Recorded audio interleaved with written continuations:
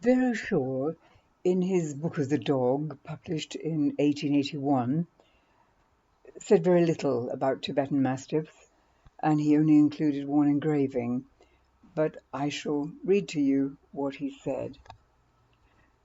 The Tibetan Mastiff is very dissimilar in coat and colour to his English namesake, and in fact to our mind very much more resembles a sour-faced, heavy-eared Newfoundland. The skull is short, thick and heavy, the eyes sunken, and the flews very heavy and deep.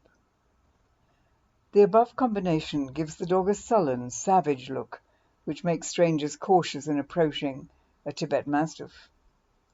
He is heavy in bone, powerful in body, and, as will be seen in our illustration, carries his tail well up over his back. The coat is rough and harsh, and not unlike that of a Newfoundland. Whilst the prevailing colour is black and tan, the tan spots over the eyes being clearly defined in all good specimens. Very few specimens of the breed have been met with in this country, and of these, Siring, who is the property of His Royal Highness the Prince of Wales, is by far the best. So what he wrote was short and concise, but it tells us what he thought about the breed in 1881. Charles Henry Lane was the author of All About Dogs, a book for doggy people, and this was published in London and in New York in 1900. There is an illustration of a Tibetan Mastiff by R.H. Moore, which I shall show you here. And I'll read you the little that was written.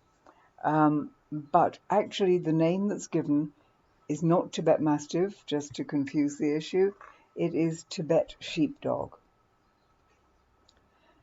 Tibet Sheepdogs.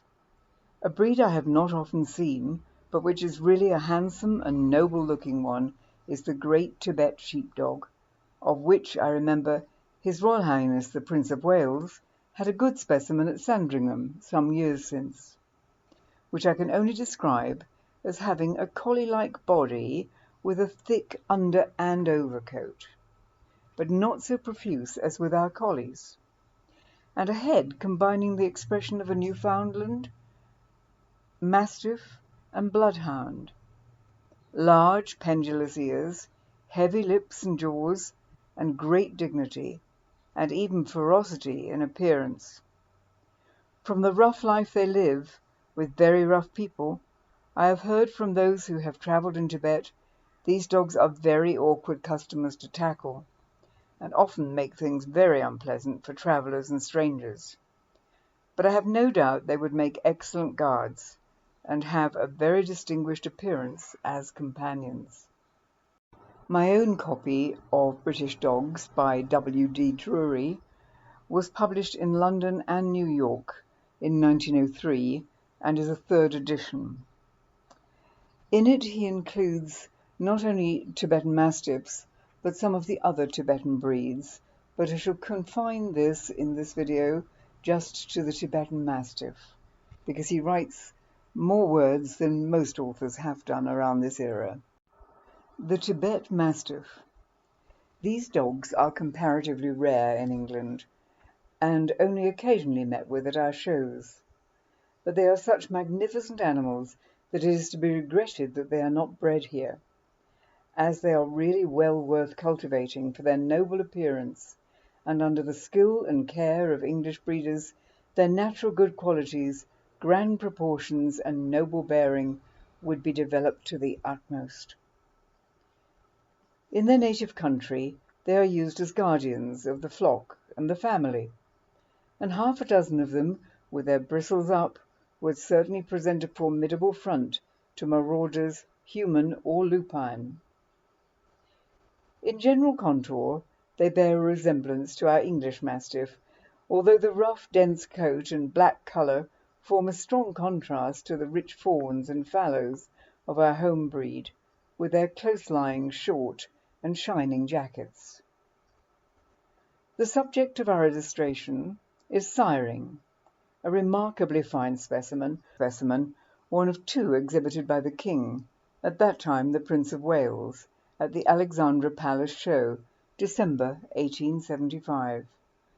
The pair were exceedingly well matched and were much admired, siring being perhaps a shade the better. Both the specimens were well formed, strong in the back and loins, deep-ribbed, with well-developed quarters, and standing on stout, straight legs. In size they are not quite equal to our native Mastiffs, although the long coat gives them an advantage in appearance. The coat is about as long as a Newfoundland's and very dense, not sleek and glossy, but rough without being harsh. The colour is black, inclining to brownish black on some parts of the body, and the soft undercoat is of a fulvous colour. The tail is large, well furnished with hair, and carried pretty high, and with a good swirl. In fact, the term "gorsy," which Burns used to describe the Scotch collie's tail, pretty accurately applies. But unfortunately there is no exact equivalent in the English. Bushy yet showy comes near to it. The Tibet Mastiff carries his stern much higher than the collie, in fact well over the hips. The head, wherein the character of the animal is stamped, and where we always look first in considering the type of dog, differs considerably from that of his English namesake, and partakes somewhat of the character of that of our bloodhounds, although equally distinct from that, and it might fairly be described as a compromise between the two, as it possesses features common to both. The skull is shorter than that of the bloodhound, and not so massive as that of our Mastiff. The ears are small, like those of the latter dog. The eyes are deep sunk like the bloodhound's, and show some haw. There is also a good deal of flew, the lips falling very deep, quite as much so as in many specimens of the bloodhound, and with this there is the usual concomitant throatiness, although the latter feature is not so noticeable under the thick ruff that surrounds the throat and neck as it is in the smooth-haired hound. The muzzle is a trifle longer than in our Mastiffs, and the nose is wide and capacious, showing inherent ability to hunt, although that quality may not be developed, as the dog is principally used as a guard. The general appearance of the breed stamps it as a distinct variety, and one of such noble qualities that if encouragement were given to it at our principal shows, breeders would be stimulated to produce and bring it forward in greater numbers.